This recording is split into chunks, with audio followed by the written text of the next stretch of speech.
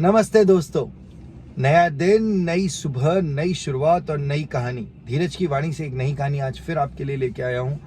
और ये कहानी बहुत ही इंटरेस्टिंग है। जितनी इंटरेस्टिंग ये कहानी है, इसका मॉरल उतना ही इंटरेस्टिंग है। Do watch it till and. आप जरूर कुछ नया सीख के जाएंगे, श्योरली। तो ये कहानी है नंदनवन में रहने वाले दो तेंदुओं की। दो तेंदुए थे, एक था जग्गा और दूसरा था राका। जग्गा और राका उस नंदनवन में हिरणों का शिकार करते थे और अपना जीवन व्यतीत कर रहे थे।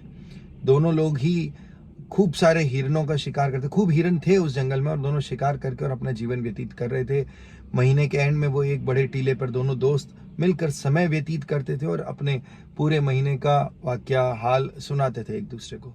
ऐसे ही एक दिन टीले पर बैठे बैठे जग्गा ने कहा कि यार, मैं चाहता हूं कि अब मैं सूअर का शिकार करना सीख लूं। हिरणों का शिकार करना तो मुझे आता है, अब मैं सूअर का शिकार करना सीख लूं। तो राका ने कहा, जरूरत क्या है इसकी, जब हमारे पास हिरण है खाने को तो हमें क्यों व्यर्थ अपनी एनर्जी वेस्ट करनी है इसको सीखने के लिए। तो उसने कहा, नहीं यार, कल किसने देखा है, जग्गा बोलता है, कल किसने देखा है, क्या पता क्या हो, तो मुझे वो सीखना है। ओके ठीक है, तुम सीखो, तुम्हारे जो जी में आए वो करो, मुझसे तो ये सब नहीं होता है, मैं तो इसमें खुश हूं जो मुझे मिल रहा है। और उस दिन की उनकी जो भी वार्तालाप थी वो खत्म हुई और दोनों अपने अपने रास्ते निकल लिए। एक महीने बाद फिर मिले तो जग्गा ने बोला, यार मैं जितना सोचता था उतना आसान नहीं है सूअर का शिकार करना। बड़े ही मुश्किल तरीके से मैं पूरे महीने भर उनकी गतिविधियां देखता रहा और फिर भी मुश्किल से एक ही सूअर का शिकार कर पाया।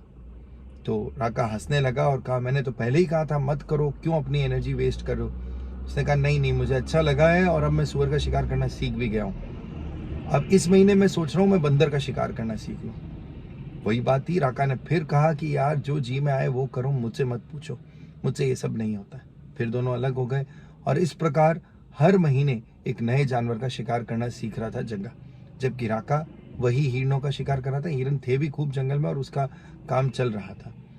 कई साल ऐसे बीतते गए और कई सालों के बाद जग्गा ने भेड़, हिरण, सुअर, ज़ेब्रा, बंदर, नीलगाय और भी बहुत सारे जानवरों का शिकार करना सीख लिया। वो काफी मस्त था क्योंकि अब वो रोज नया खाना खाने को उसको मिलता था। फिर नंदनवन में एक बार से बहुत सूखा पड़ गया। सारी की सारी जो घास थी वो जल गई, पेड़ पौधे सूखने लगे, जानवर मरने लगे, कई जानवर वहां से दूर चले गए और इस कारण राका को अब हिरणों का शिकार करने में दिक्कत हो रही थी, क्योंकि चीता, बाघ, शेर, तेंदुए सब हिरण का शिकार करने में लगे हुए थे। और हिरण का शिकार करने से हिरणों की संख्या कम हो गई, लेकिन जग्गा को कोई फर्क नहीं पड़ रहा था क्योंकि जग्गा ने तो बहुत सारे जानवरों का शिकार करना सीख लिया था। और इसी प्रक्रिया में, इसी दौरान कुछ समय बाद जब दोनों मिलते हैं तो देखता है जग्गा की राका तो एकदम सूख गया है, काफी उसकी सेहत डाउन हो गई, लेकिन जग्गा की सेहत पे कोई फर्क नहीं पड़ा क्योंकि उसको हर वक्त कोई ना कोई जानवर मिल ही जाता था शिकार करने के लिए और उन्होंने सबका शिकार करना सीख भी लिया था उसने। यही कहीं हम भी कर रहे हैं ऐसा। हम भी अपने आप को अपग्रेड नहीं कर रहे, हम भी यही सोच रहे हैं कि हमारे आस जो हिरन है वो बहुत है, मतलब जो हमारा टैलेंट है, जो हमारे पास जितना टैलेंट है उससे हम हिरन का शिकार करते रहेंगे, लेकिन कोई नहीं जानता कब समय बदल जाए। हमें हमारी नई स्किल्स लाना जरूरी है। हम अगर व्यापार कर रहे हैं तो व्यापार में नई तकनीकों को लाना जरूरी है। अगर हम पढ़ा रहे हैं, जैसे स्पेशली मैं पढ़ा रहा हूँ, तो हमें क्लासरूम में कुछ नया करने की जरूरत है, अपने आप को वैल्यू एडिशन करना जरूरत है। अगर हम वैल्यू एड नहीं करेंगे और हमारी स्किल्स को शार्प नहीं करेंगे, बेटर नहीं करेंगे, तो किसी दिन हम भी राका की तरह मुंह की खा लेंगे। जब हमारे पास समय हो तो हमें नई नई स्किल्स सीखते रहना चाहिए और उन्हें डेवलप भी करना चाहिए। हम नहीं जानते कब समय बदलेगा और जब समय बदलेगा तब हम उन स्किल्स से अपने बदले हुए समय को और निखार पाएंगे। तो ये थी आज की धीरज की वाणी। ध्यान रखिए अपना। Take care. Bye bye.